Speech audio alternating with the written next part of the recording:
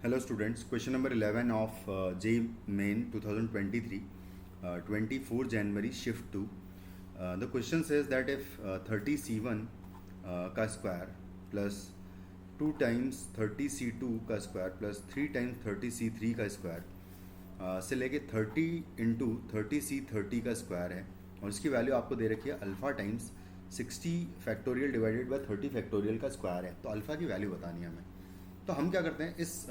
Expression को एक बार फिर से मैं लिख देता हूँ और लिखने का तरीका जो होगा आप देखना थोड़ा सा आप कि मैं क्या करता हूँ कि यहाँ पर है 1 इंटू 30C1 का स्क्वायर है। तो एक स्टार्टिंग में हम क्या करते हैं, ज़ीरो लिखते हैं और इंटू 30C0 का स्क्वायर लिख सकता हूँ, मैं बिल्कुल लिख सकता हूँ। प्लस नेक्स्ट टर्म जो है वो है 1 इंटू 30C1 का स्क्वायर है प्लस थर्ड टर्म है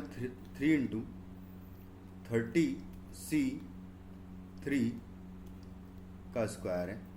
ठीक है, इस तरीके से आगे आगे आपको सारी टर्म्स मिलती जाएगी। और प्लस लास्ट में अगर हम देखें तो थोड़ी सी और कुछ टर्म्स अगर देखें तो यहाँ पर जैसे लिखते हैं 28 मल्टीप्लाइड बाय 30C28 का स्क्वायर और प्लस 29 मल्टीप्लाइड बाय 30C29 का स्क्वायर आएगा और प्लस लास्ट टर्म है 30 इंटू 30C30 का स्क्वायर।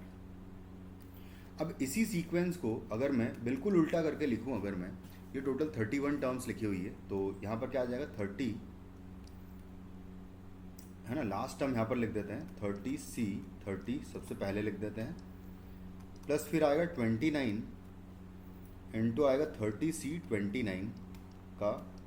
स्क्वायर। ठीक है, और प्लस ये लिखा हुआ है 3 इंटू इसके जस्ट पहले आएगा 28 और इंटू 30C28 का स्क्वायर से लेके लास्ट में अगर देखें तो यहाँ पर एक्चुअली यहाँ पर 2 वाला हमने एक टर्म स्किप कर दिया है, यहाँ पर 2 होना चाहिए है ना। और उसके बाद फिर यहाँ पर आएगा 2 इंटू 30C2 का स्क्वायर है और प्लस नेक्स्ट टर्म आएगा 1 इंटू 30C1 का स्क्वायर प्लस लास्ट टर्म आएगा 0 इंटू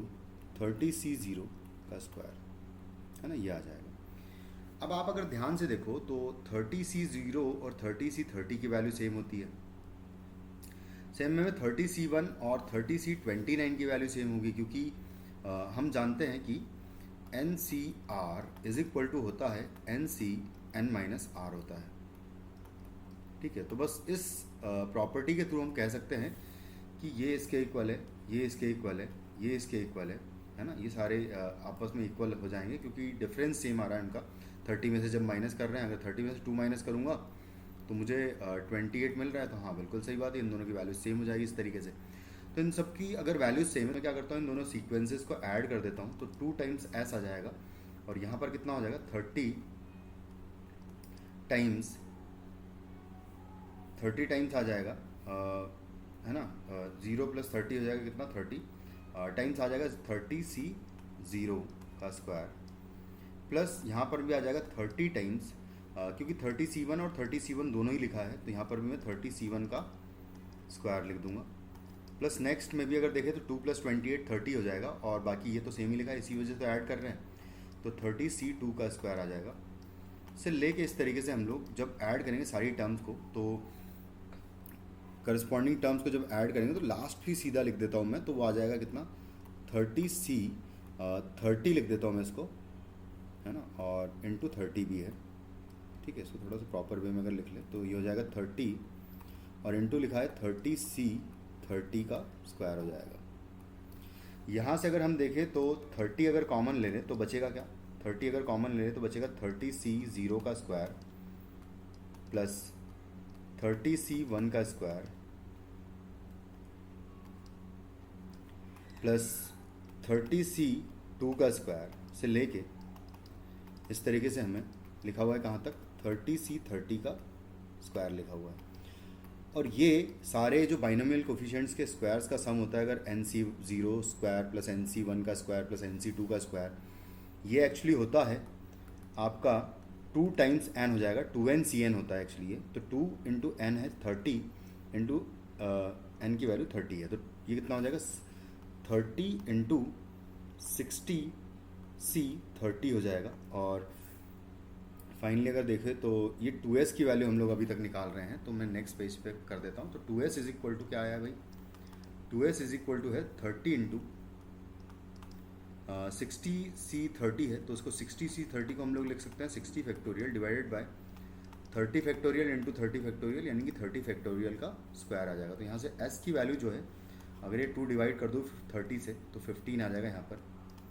और ये हो जाएगा 60 फैक्टोरियल डिवाइडेड बाय 30 फैक्टोरियल का स्क्वायर। और अगर कंपेयर करें इसको alpha times 60 factorial divided by 30 factorial से, जो कि हमको ऑलरेडी उसने गिवन था, है ना, तो यहाँ से अल्फ़ा की जो वैल्यू है कंपेयर करने पे 15 आ जाएगी। तो जो आपका आंसर हो जाएगा ऑप्शन 3 हो जाएगा। Thank you.